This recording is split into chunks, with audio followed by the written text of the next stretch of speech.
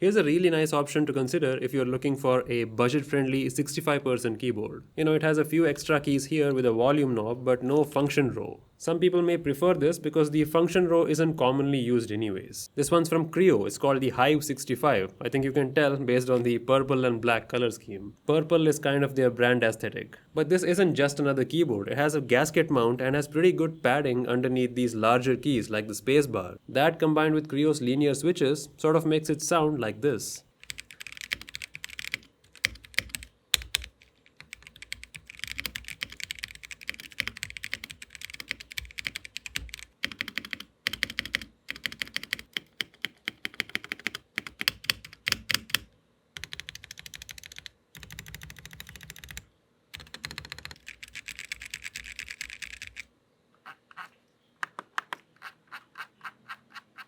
That is surprisingly good for a budget keyboard. You heard it right. The sound is good, the keys are even to press, the stabilizers are well lubricated. This doesn't sound like a budget keyboard. Now it's an exclusively wired keyboard, there's no battery inside, this is not wireless in any way. But I think that's a reasonable compromise given how nice it sounds. But depending on your use case, it may not bother you that much. I mean, even though I use wireless keyboards like most people, it'll be on my desk always anyway. I don't like take it with me or something, so having a wired connection isn't a huge deal, at least for me. The RGB on this is pretty good, nice and bright. It has north-facing LEDs and a decent amount of customization with their software. I noticed it even has one of those music sync type modes which kind of dances the LEDs with the media that's playing on your PC. Okay, I don't know how many people use that, but cool to have, I guess. The keycaps are pretty decent as well. They shine through and the legends are pretty nicely cut out. I have seen a little bit better, but hey, given the price, I can't really expect much more. This is fine. It's perfectly functional after all.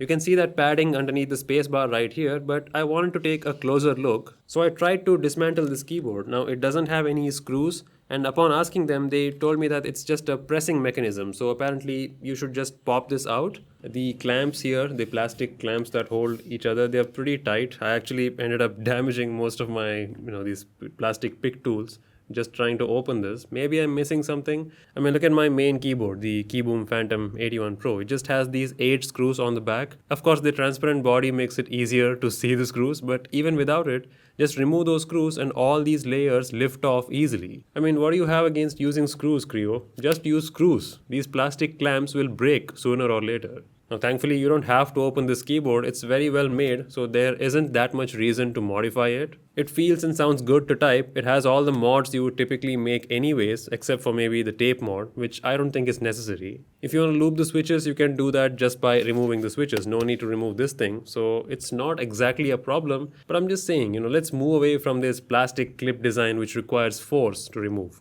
Go back to screws. Screws work. Yeah, let's not fix something that isn't broken. Also, I noticed this metal knob isn't all the way metal. It has a plastic component inside. The metal is just on the top cap. I guess they're maybe saving a little bit of cost. I don't know, but hey, it's fine. It works. All things considered, for this price, this is definitely one of the better keyboards I've seen. It comes padded and lubricated out of the box, so you don't really have to mod anything. Just plug it in and start using it.